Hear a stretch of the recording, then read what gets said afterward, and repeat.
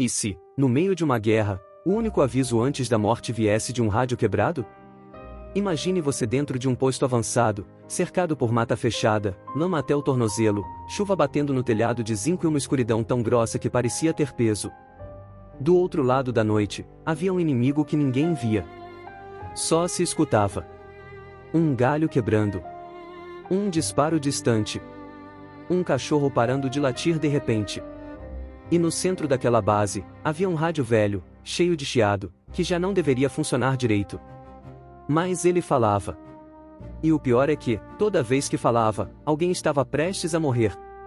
Essa história começa em um vale cercado por montanhas, onde uma estrada de terra era a única ligação entre povoados isolados e um destacamento militar.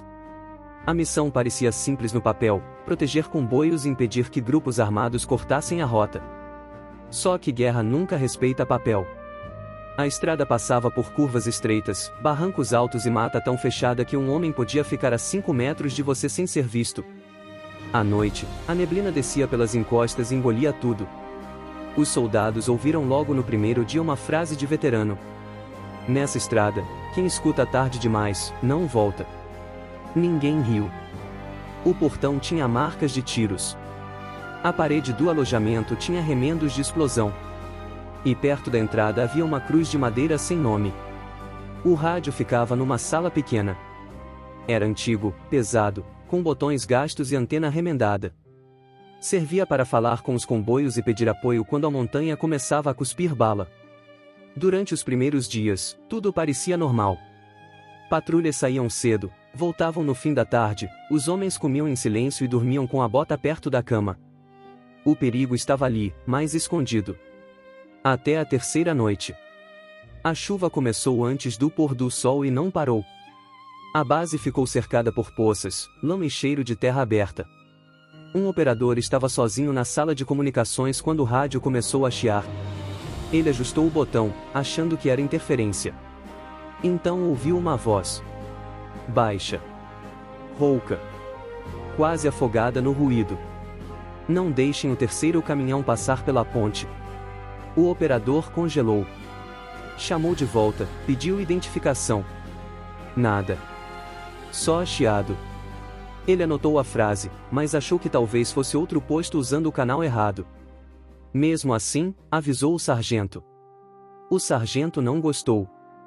Na manhã seguinte, um comboio sairia com mantimentos, munição e remédios. 3 caminhões. O terceiro era justamente o mais pesado. Você consegue imaginar a sensação? Uma frase no escuro, sem origem, mandando mudar uma operação inteira. Se ignorassem e fosse verdade, talvez empurrassem homens para uma cova. O comandante decidiu fazer uma alteração pequena. O terceiro caminhão iria no meio, não no fim. E antes da ponte, uma equipe seguiria a pé pela lateral. Parecia cautela demais. Não era. Quando o comboio se aproximou, um soldado viu um fio quase invisível preso entre pedras. O motorista freou. Todos desceram. Minutos depois, descobriram explosivos sob as tábuas, preparados para detonar quando o veículo mais pesado estivesse em cima. Se o aviso tivesse sido ignorado, a ponte teria virado fogo, madeira e metal retorcido. Naquela tarde, ninguém falou muito durante o jantar. O operador de rádio só olhava para a sala de comunicações como quem olha para uma porta que se abriu sozinha. Mas o segundo aviso veio 3 dias depois. Dessa vez, no meio da madrugada. O rádio chiou tão alto que acordou 2 homens no alojamento. O operador correu para a sala e encontrou o ponteiro tremendo, mesmo sem chamada ativa. A voz apareceu de novo. Só que agora parecia mais perto. Apaguem a luz do portão. O operador sentiu a nuca gelar. Repetiu a pergunta. Quem está falando? Qual unidade? A voz respondeu com uma frase que ninguém entendeu. Eles estão contando sombras. O sargento foi chamado. Em segundos, mandou apagar os refletores externos e ordenou que todos se abaixassem. A base mergulhou na escuridão. E então veio o primeiro disparo. Um tiro seco cortou a noite e acertou exatamente onde um sentinela ficava iluminado minutos antes. Depois veio o outro. As balas bateram no portão, nas latas de combustível, na parede da cozinha. Atiradores estavam escondidos na mata, usando a luz da base para marcar alvos. Se o refletor continuasse aceso, os homens teriam virado figuras recortadas, fáceis, prontas para cair. A resposta foi rápida. Os soldados se espalharam e abriram fogo contra os clarões entre as árvores. O combate durou quase 40 minutos. Quando terminou, havia feridos, paredes furadas e um silêncio que parecia contaminado. Ninguém conseguia mais fingir que aquilo era coincidência. Na manhã seguinte, o comandante mandou revisar o rádio. Tiraram a tampa, mexeram nos fios, testaram frequência por frequência. Nada explicava aquelas transmissões. Nenhuma base reconhecia a voz. Foi aí que um cabo mais velho ficou pálido. Ele pediu para ouvir a gravação da madrugada. Quando a voz saiu do aparelho, o cabo deu um passo para trás. Disse que conhecia aquele som. Não era possível, mas conhecia. Aquela voz lembrava um tenente morto meses antes numa emboscada na mesma estrada. Um homem que sempre avisava os outros para não confiar na luz, na pressa ou na calma fácil demais. O comandante mandou todos calarem a boca. Porque, numa guerra, superstição dentro de uma base é pólvora espalhada no chão. Só que a pólvora já estava lá. E faltava apenas uma faísca. Naquela noite, ninguém dormiu direito. Você sabe quando o silêncio parece ficar observando? Era assim. Cada homem fingia descansar, mas qualquer estalo fazia alguém abrir os olhos. O rádio estava desligado. A tomada tinha sido tirada. A bateria havia sido retirada. Só que perto das 2 da manhã, o chiado voltou. Baixo. Arranhado. Impossível. Quando chegaram à sala de comunicações, o aparelho estava morto, com os fios soltos sobre a mesa. O alto-falante tremia. E a voz disse: "Não subam pela trilha limpa." Depois, silêncio. O comandante mandou revistar a base, procurar transmissor escondido, checar geradores, interrogar sentinelas. Nada. Mas ao amanhecer havia uma patrulha marcada.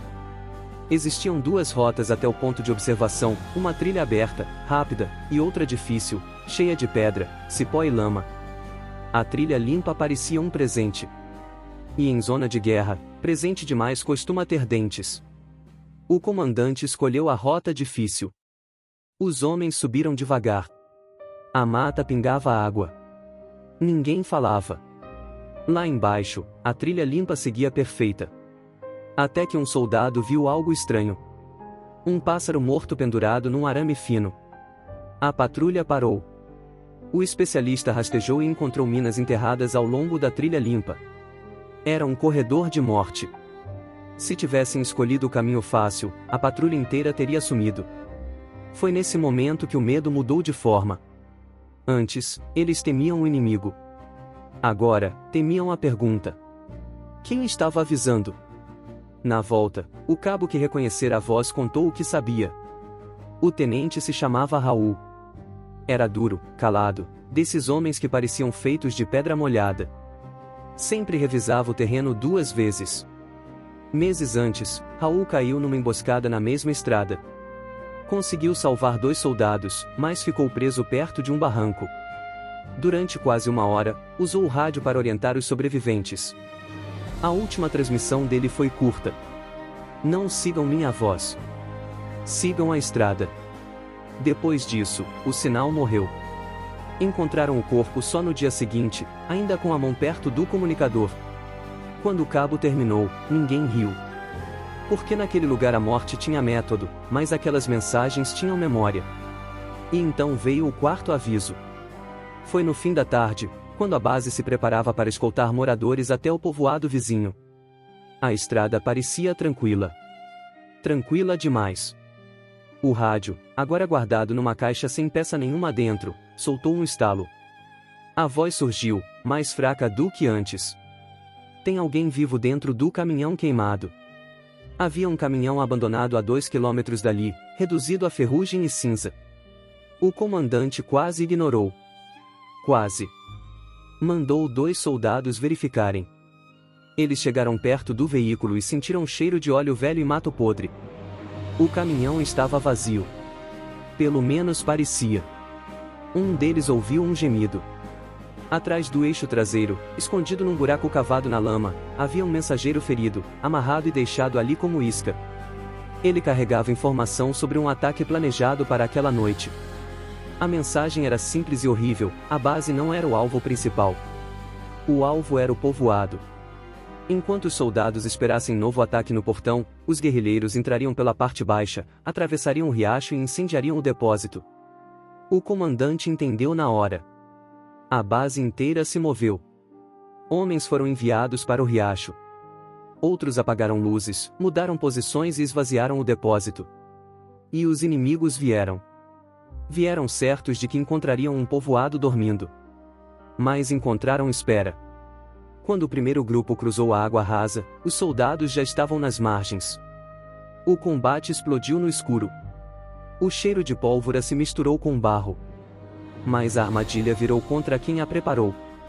Os atacantes recuaram, deixaram equipamentos para trás e desapareceram na mata antes do amanhecer. O povoado sobreviveu. Só que, quando todos voltaram à base, o rádio estava em cima da mesa. Ninguém sabia quem tinha tirado da caixa. E ao lado dele havia uma placa militar antiga, suja de barro, com o nome de Raul gravado. A placa tinha sido enterrada junto com ele.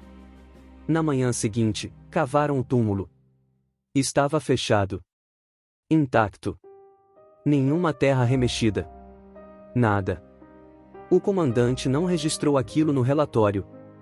Mas quem estava lá sabia. A partir daquele dia, ninguém mais tentou desmontar o rádio. Ninguém mais zombou da voz. Quando o chiado aparecia, todos paravam. Porque em guerra, às vezes, o impossível não vem para assustar. Vem para avisar. Alguns meses depois, o destacamento foi substituído. Os soldados deixaram o vale, mas levaram aquela história dentro do peito como estilhaço que médico nenhum consegue tirar. O rádio ficou na base. Velho. Arranhado. Mudo. Mas os moradores contavam que, em noites de chuva, quando a neblina descia pela estrada, ainda dava para ouvir um chiado vindo da sala de comunicações. E, às vezes, uma voz baixa repetia: "Não sigam minha voz. Sigam a estrada." Talvez Raul nunca tenha saído daquele vale.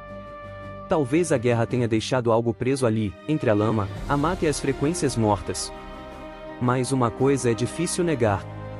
Naquela estrada, muitos voltaram vivos porque ouviram um rádio que não deveria funcionar.